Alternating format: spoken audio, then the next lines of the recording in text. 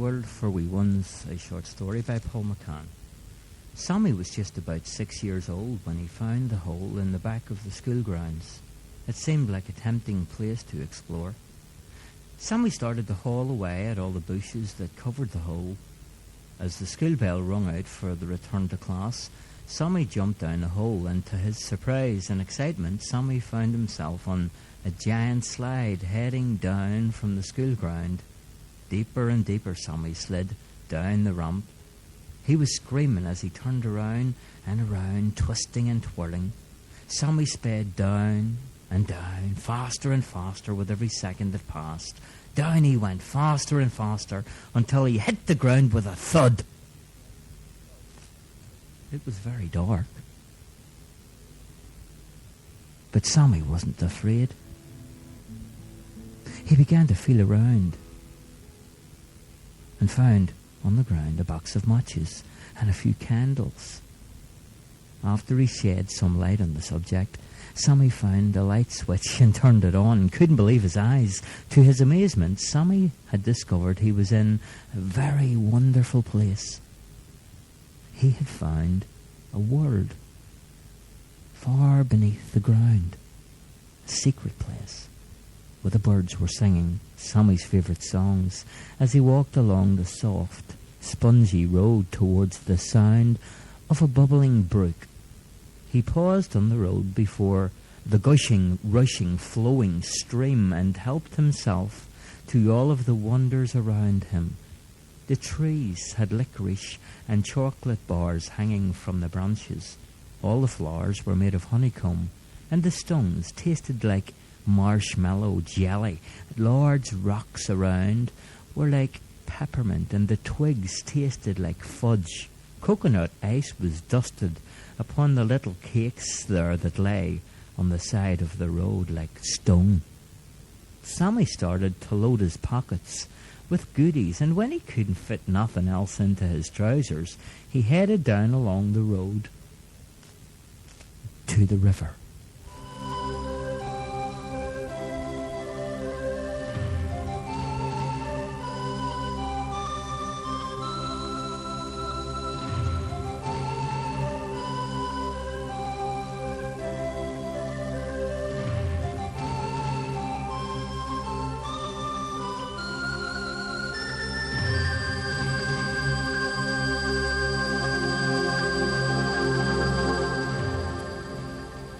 Sitting down by the river, to his surprise, he found that the river was flowing with the coolest lemonade that he had ever tasted.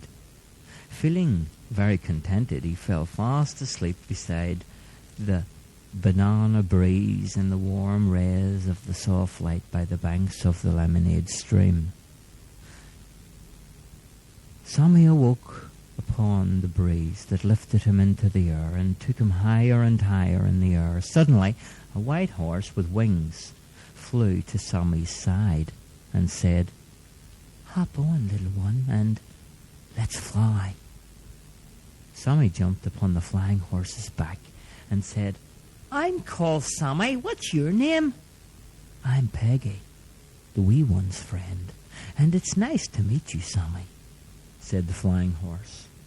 Sammy grasped on tightly around the neck of the white horse as they drifted through the banana breeze high above the bright lights below. And Sammy said, "What's all those bright lights down there?"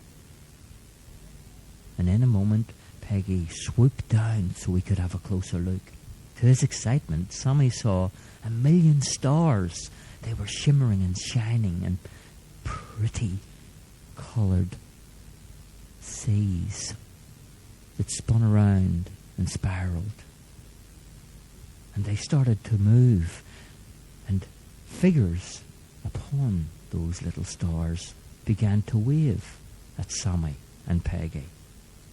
Peggy said, "They're the twinkling seas, Sammy.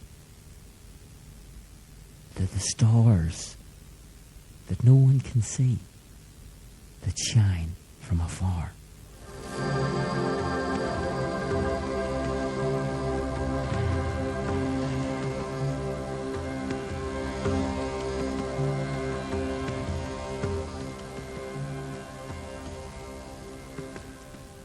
they flew onwards underneath an arched rainbow, brightly lit, and Peggy's wings flapped and folded.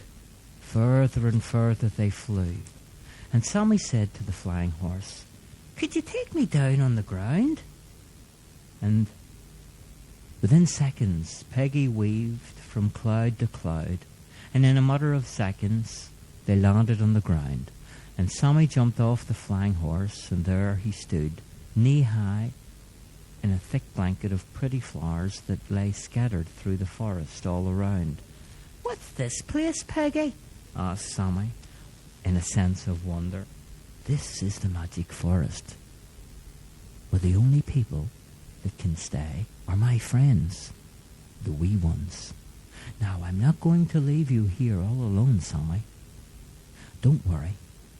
I'm just away for a few moments.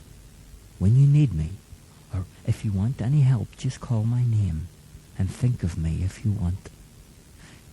So if you're in any kind of trouble, close your eyes and think of me, and I'll be there to your rescue."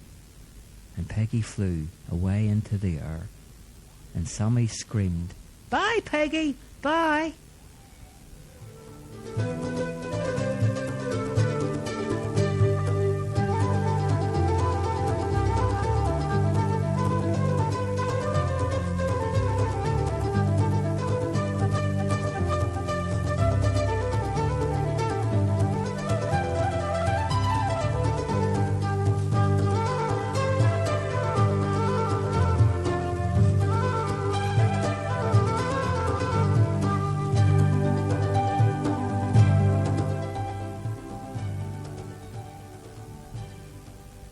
Sammy stood there alone, and in the foreground could hear the scurrying of little footsteps breaking the silence.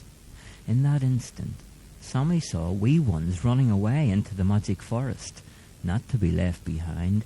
Sammy ran after them, keeping his distance so as not to make his presence known, and as not to trample the wee ones into the ground under his feet. But the wee ones have made their way stealthily into the clearing, where a little cottage sat by a silver lake. The wee ones all went inside their house, and after a few seconds, Sammy slowly crept over and made his way to the front door of the cottage. But this was no ordinary cottage. No, far from it, because it was made of chocolate and caramel. Sammy couldn't resist it any longer. First he ate the door and the windows, and then, brick by brick, he demolished his way through the cottage, eating it brick after brick. It tasted good, the window frames, the door. And then, as he stood inside, he started to eat the furniture, bit by bit. And the wee ones stood and watched and could do nothing as Sammy demolished their cottage. They all began to jump up and down and scream, "Stop! Stop! Stop!" But Sammy just kept eating away. He couldn't resist it because it was made of chocolate and caramel. He was in another world. The furniture tasted good. The entire contents of the cottage was made out of wafers and shortbread and caramel and chocolate, and the wee ones stood and watched the final pieces of their furniture disappear into Sammy's belly with one big burp. "Well, are you satisfied now that you've eaten our home and all we own?" the wee ones shouted. Sammy stood and didn't know what to say, until eventually he said, "I'm very sorry." And he looked at the empty surroundings around him. "I'm really sorry, for eating up your cottage. Can I help you build another one?" Sammy said. And the wee ones all had a conference and whispered, and they came back and said, "Well, don't know, but okay then," the wee ones said. They gave a sigh and went and gathered up some tools. Giving a knife to Sammy, they said, "This is a magic forest. Everything here is made of chocolate and caramel. So if you start chopping down some trees for us, we'll mix up some caramel and start to rebuild our cottage." It was no time at all when Sammy had a few trees chopped up into logs, and the wee ones had made up some caramel to be used as cement. Just before you knew it, they had rebuilt the cottage by the Silver Lake.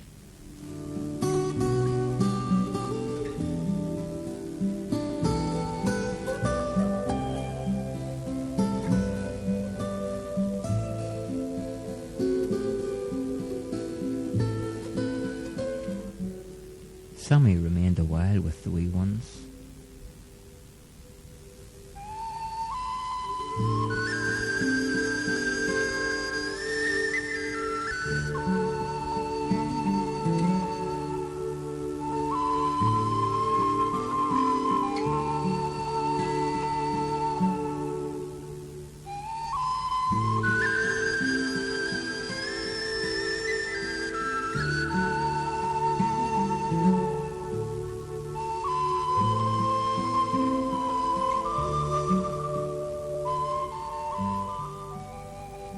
They all enjoyed their company, sharing secrets and dreams, telling tales of the magic forest.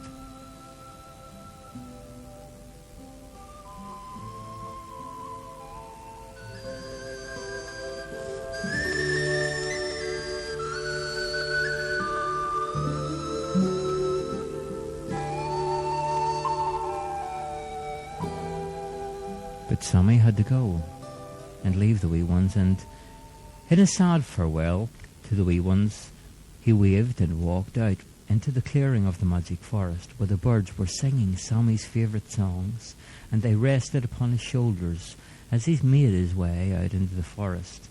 He found the tranquil setting of a golden sandy beach, where the waves were crashing down one after the other upon the shore, and everywhere the feeling of a beautiful life was in harmony. Peace surrounded him in love and joy. And Sammy sat down beneath the glow of a crescent rainbow that hung from the sky, with the square sun hovered above in a cotton-covered cloudy sky that blew away before his eyes on the banana breeze, where the music fell from the sky down upon the ears as Sammy lay upon the sherbet sand, where he looked up and couldn't believe his eyes as out of the sky little tiny ice creams fell, with parachutes tied around them, and catching them one by one, Sammy licked each ice cream, one after the other, and listened as the waves lapped upon the rocks that were made of lollipops, and slowly made advances towards his feet. He counted the waves one after the other as they splashed before his eyes. They seemed to come in series of 7. The first 6 thundered down from the distance upon the sherbet sand, while the 7th wave went whisper, whisper, whisper, whisper, and trickled again back into the tide. Sammy looked at his watch and noticed that the second hand was going backwards. Then he thought of Peggy, and that instant Peggy flew back from the sky and picked little Sammy up from the beach. As they flew through the air, Sammy could see the school ground below, and the clouds wafted as Sammy and the flying horse flew through, and the first village looked almost like somewhere where he didn't want to return. But Peggy, realizing the negative feelings around him, said to Sammy, "It's time for you to go now." "Will I see you again?" Sammy asked. "Any time you need me, Sammy. Just close your eyes and think of me, and I'll be there at your side," said the flying horse. Sammy said, "I love you, Peggy," as the white-winged horse set Sammy down at his front door. In that instant he was gone into the sky. Sammy waved goodbye and went into his mother's house.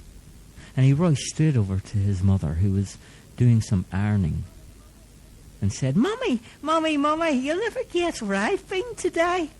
"Where's that, son?" said Sammy's mother. I fainted a magic forest on the flying horse, and I ate the wee one's cottage, and I helped them build another one, and I was on a magic beach. I had a wonderful day, and there was ice creams coming flying down out of the sky, and... He told her the whole story, and she patted his head and said, Sammy, it sounds to me as if you've been busy daydreaming all day. I think it would be a good idea if you went to bed and have a nice little rest before you wake up. She smiled. Sammy laughed and ran upstairs to his attic bedroom. Pulling back his curtains, he looked out of the window and watched Peggy, the flying horse, slide over the tiny rooftops of his village and soar high above the clouds and out of sight. Then, tucking himself into bed, he closed his little eyes and whispered softly, "Thank you, God, for such a wonderful day." The end.